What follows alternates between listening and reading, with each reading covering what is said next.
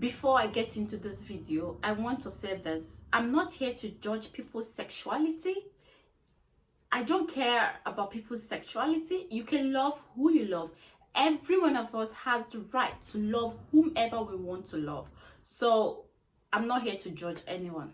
Let's get into the story. Hey, what's up guys? It's your girl here again, Peppy, and on today's video I'm going to tell you guys a story. A story about my experience with my friend. Yeah, sure, my friend. It's my female friend. It happened over 10 years ago. I was still in the university. On this cool morning, I was going back to school because I had gone home to spend the weekend with my parents and siblings. So I was on my way to school and I boarded a public transport. Then I was sitting close to the window. A guy sat just beside me, then this girl beside the guy. On our way, okay, before the bus left, like I had this eye contact with the girl because she was cute. So we had this eye contact and she was looking at me too, you know. So on our way, the guy sitting beside me was like, "Hey, what's up?" I said hi and we started talking. So before he alerted down from the bus, he asked for my number, which I said no, and then he got down from the bus. Then the girl now has to sit very close to me, and then I had the mark on my forehead, a line, because I had, prior to that, I had an accident in front of my school. I fell into a gutter. So he asked, the girl was like, "Hi, why would you want to spoil your beautiful face?" I was like, "No, it was an accident. It's nothing. I had a plaster over it then." Then she was like, "Where are you going to? What's your name?" And so I told her my name. I told her I was going back to school. I told her the name of my school. So she now said, "What was the guy asking you and all that?" I was like, "Don't mind the guy. He was just talking. He asked my number." And she said, "It was good you didn't give him your number because, you know, these guys, they just meet a girl and just start talking to a girl and asking for numbers and all that." So I said, "Yeah, it's normal when they see a girl." You know, we were talking about boys, girls, and all that. And then she said, "Please do not spoil your beautiful face." I was like, "Oh, thank you. You look cute too." She said, "No, you are cuter." She said, you know, we just laughed. "No, you are cuter. No, you are cuter." And we laughed. And suddenly we became great friends immediately. There was a click, you know, there was a bond. She was nice. I was nice. She was funny. I was funny.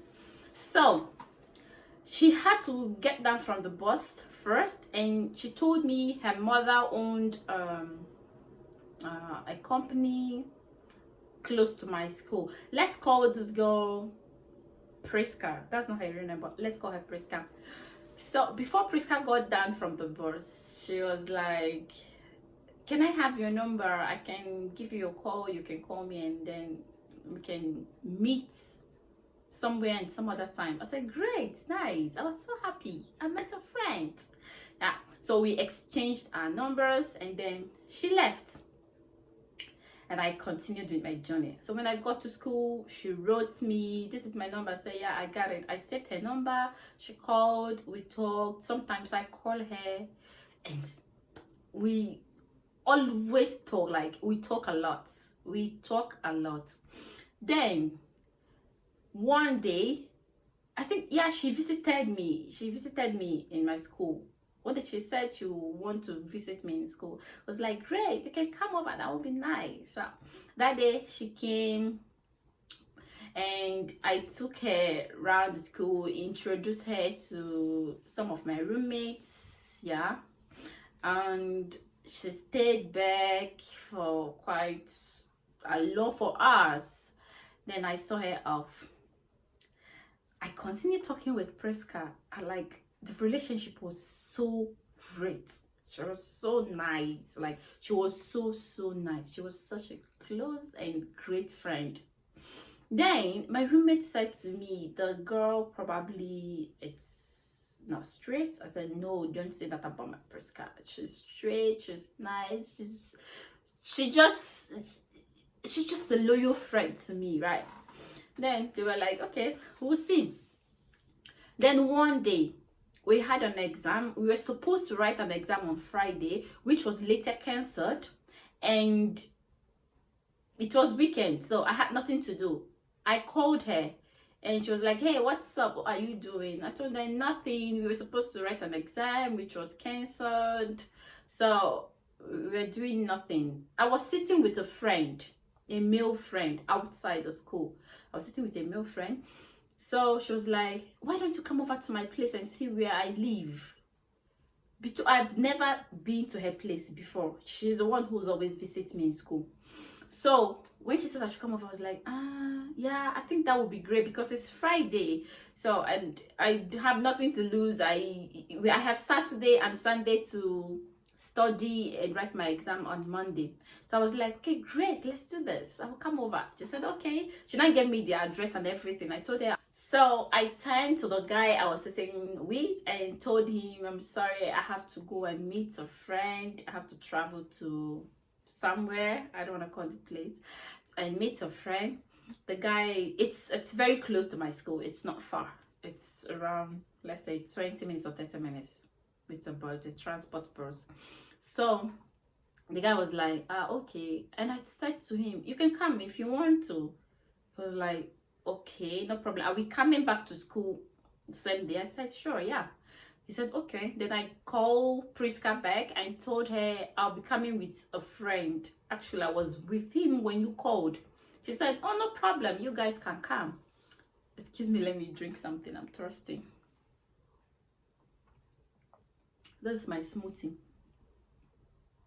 So, we set out for the journey.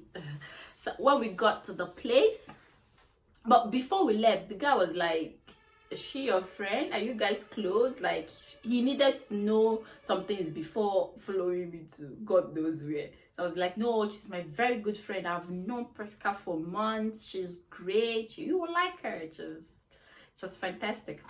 So we set out for the journey. When we got to the place, I gave her a call and she came out and she was so happy. Yeah, you guys are here.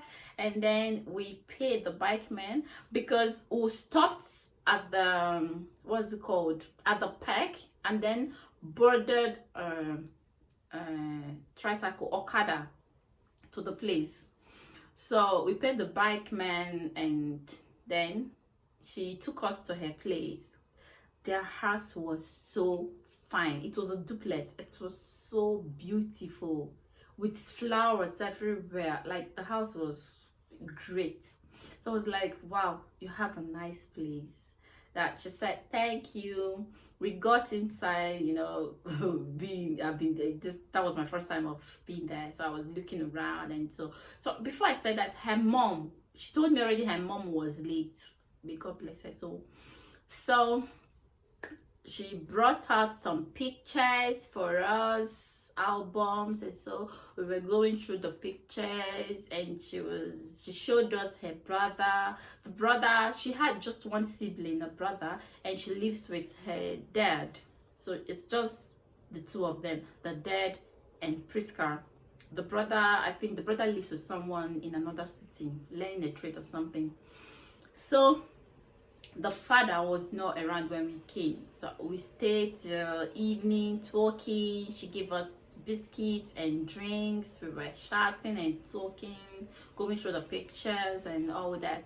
So before we left, the father came back. So she introduced the father to me and was like, this is my friend, the one I've been telling you about. The father was like, oh, great. So this is her. Hi, you're welcome to our place. I was like, thank you, sir. And the father was so nice. And I introduced my friend to the father. They greeted each other and the father left. So we continued talking. After some time, it was getting quite late. So I said to her, we gotta go now. And she was like, Why? You guys can sleep over if you want to. It's weekend, it's Saturday. You guys can go back tomorrow morning since your exam is on Monday. I was like, this was not a plan, but she insisted we should stay. You can stay. The place is not far from the school. You can stay. And so I had to talk to my friend, and the friend said, okay, we can stay and go back on Saturday morning. Mind you, my parents doesn't know where I was. It's normal then in the university. You don't always need to tell your parents where you go to, but I don't advise anyone to do that anyways. So we had to sleep over. She cooked some food and we ate. It was a duplex, so my friend had to sleep downstairs and I have to sleep upstairs with her. So we stayed downstairs till a little bit late in the night with my friend talking. After the food and everything, she showed him his room where he's going to spend the night, and then Priska and I went upstairs. But before then, the father came and said to us that he's going for a night vigil, a funeral night vigil, just around their place. So he wouldn't be sleeping in the house. It's just going to be the three of us, Priska, me, and my friend. And the whole big house. The house was echt big. It was echt gross. So I now went upstairs with Priska. Excuse me.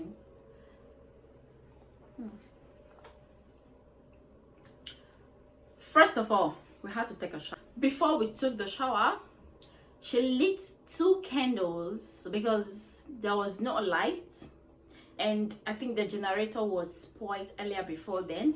So she had to light 2 candles on in the bathroom. It was a very big bathroom, and the room we were to sleep was her late mother's room, which she occupies now. It was a very big room, just opposite her father's. So she lit 2 candles, and you know, I didn't go to a boarding school, so I'm not free with getting naked in front of a girl. Or I didn't go to a boarding school, so I had to go downstairs because there was a delivery. So like I was saying, and I'm not used to getting naked in front of a girl or taking a bath together. I'm not used to that, but I had to do it. I had to pretend like I'm used to this kind of lifestyle or something, and I was not shy, but I was. So we had to take a bath together, and she was like, let's go have a shower. Like, together? She said, of course, yeah. I said, okay, yeah, no problem. Let's go. But inside me, I was like, hey, atakwanta. Ha. So we were naked in the bathroom. I was so shy, but I pretended like it's a normal thing for me. It's cool.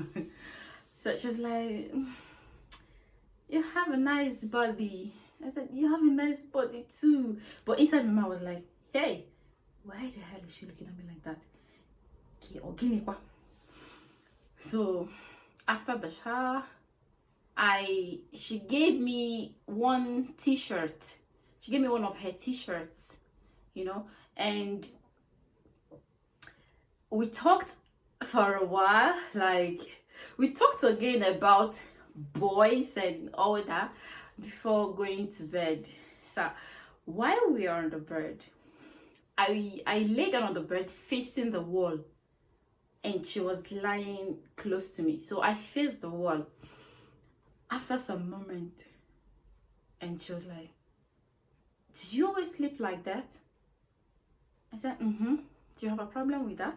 And she said, have you not heard, when people sleep facing the wall, they always wake up with bad dreams? I was like, I don't believe that. I've never heard, and it has never happened to me. It doesn't matter where you face while sleeping. She said, no, it's true. When you sleep facing the wall, you always wake up with very bad nightmares.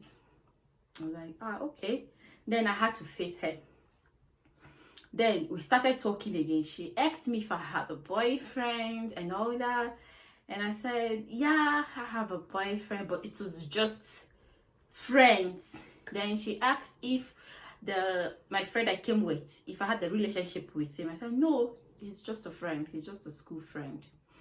And she was like, okay. Then we said goodnight to each other, and then I pretended like I was sleeping, but I wasn't, because from the shower time and everything, she started to get me uncomfortable, right?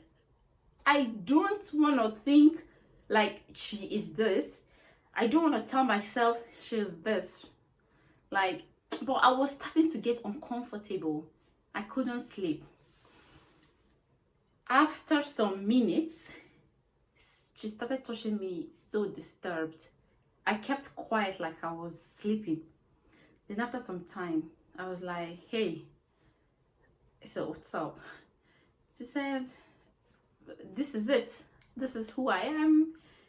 And this is what I want. And I find you attractive. And I was like, finally, the answer is here. So I said, okay, but I'm sorry. I'm not into this. I don't do this. I've never done this. And I don't want to do this.